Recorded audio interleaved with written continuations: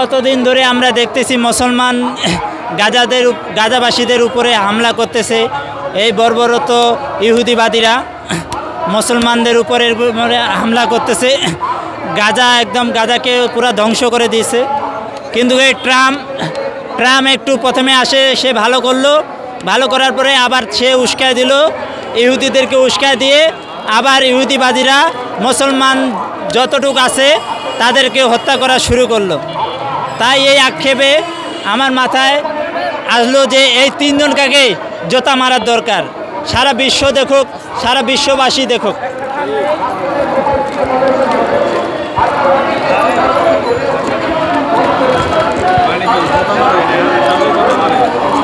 আমাদের প্রত্যেক মুসলমানদের দাবি হলো, ইমানি দাবি, প্রত্যেক মুসলমানের ইমানি দায়িত্ব হলো প্রত্যেক ইসরায়েলি পণ্য বয়কট করা।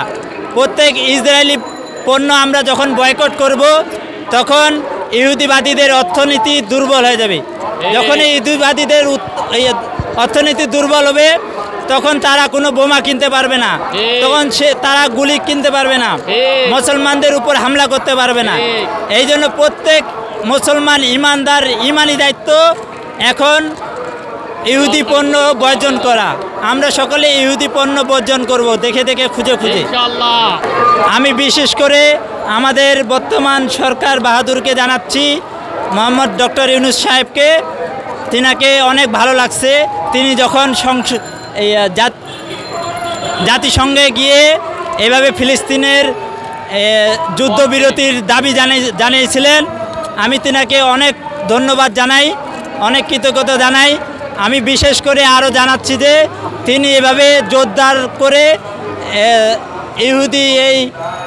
ইহুদিদেরকে এভাবে তাদেরকে নিষিদ্ধ করা হোক, বাংলার মাটি থেকে তাদের ভিসা বাতিল করা হোক এবং যত পণ্য আছে বাংলাদেশে ঢুকে সকল পণ্য যেন বন্ধ করা হয়। যদি এটা আমভাবে যদি না হয়ে সরকারিভাবে যদি হয় তাহলে সবচেয়ে বেশি উপকার হবে এবং গাজাবাসীর কাছে পুঙ্খানো সব কিছু পৌঁছাবে। এই জন্য আমি আমার পুরা দেশবাসী সবাই চায় যে সরকার এটাকে নিয়ন্ত্রণ করুক, এটা তাদেরকে সাহায্য পাঠাক, তাদের ওষুধ পাঠাক, তাদের বস্ত্র পাঠাক। এইভাবে সরকারকে উদ্যোগ নিতে হবে সব কিছু। ইসরায়েলকে মাদক দেওয়ার জন্য আমাদের প্রতিবেশী যে রাষ্ট্র আছে ইন্ডিয়া, ভারত, আমরা তাদেরকে বন্ধু মনে করি। যেখানে হিন্দুর পরে সবচেয়ে বেশি মুসলমানরা বাস করে, হিন্দুর পরে সবচেয়ে বেশি মুসলমানরা বাস করে, কিন্তু তার উচিত ছিল গাজাবাসীদের সাপোর্ট দেওয়া।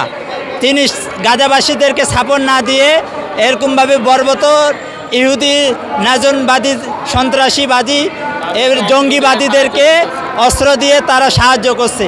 এই জন্য আমার মাথায় আসছে এই নরেন্দ্র মোদী কসাই, দিল্লির কসাই, তাকেও জোতা মারার দরকার, তাদের পণ্য বয়কট করার দরকার।